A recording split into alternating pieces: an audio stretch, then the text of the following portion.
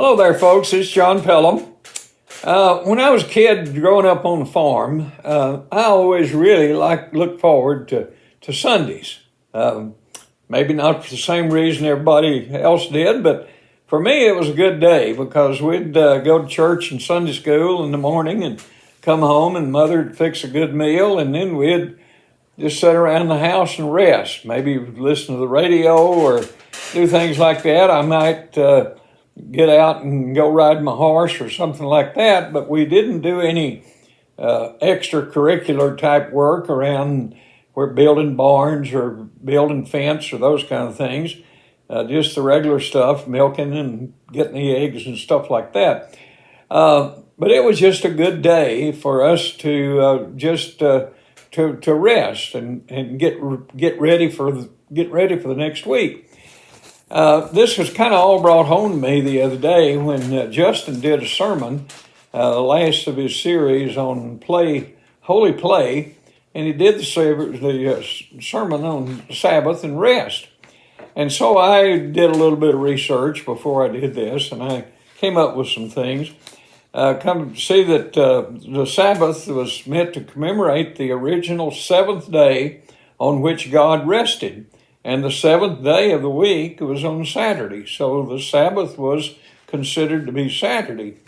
Now, as Christianity came in, most Christian denominations, most Protestant denominations, observe the Sabbath on Sunday rather than Saturday because that's the day of Christ's resurrection. But there were a lot of things that we didn't do for whatever reason. We didn't shop or anything because wasn't any stores open. But there were a lot of things we didn't do. But we were not quite as bound on things that we couldn't do than what I found.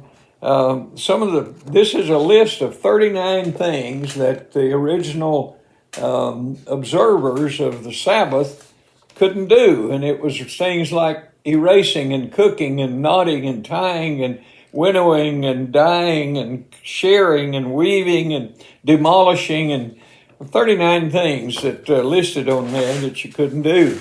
Now we have certainly modified that a lot. There's just hardly anything that you can't do or can't buy or go on a Sunday anymore, but this was a way observing the Sabbath, going from Saturday to Sunday as we've come through the ages. I found a little song and that I kind of like the lyrics to, and I'll share those with you. Sabbath rest, holy rest.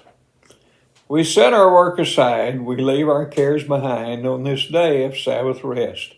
On this holy day, we come to give you praise on this day of Sabbath rest.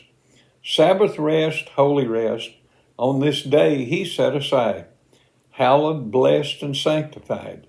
Sabbath rest, holy rest, out of all the week the best. We have come to be blessed on this day of Sabbath rest. We set our work aside, we leave our cares behind on this day of Sabbath rest.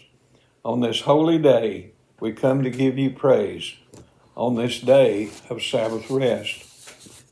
We're supposed to rest. We're supposed to put things aside. And I've got a little Sabbath story I'll share with you before I go.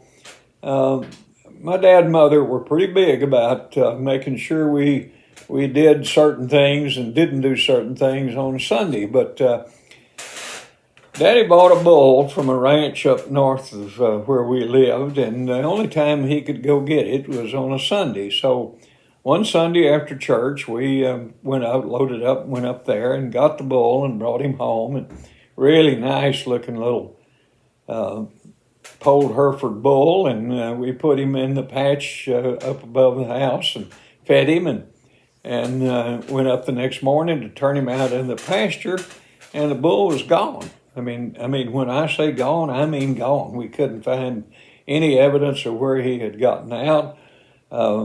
Daddy called the sheriff's department. They had all of their deputies looking for him. Daddy did something he never did before or since. He went to a fortune teller and see if a fortune teller could give him a lead on where the bull was, and there was no bull. Well, the thing I took away from that, and what brings it to me here, is that I don't think Daddy ever bought or went after another bull on the Sabbath. Folks, y'all have a good week. Have a good day. Find you a place to go to church this Sunday, and we'll look forward to seeing you again next time. Thanks a lot. Bye-bye.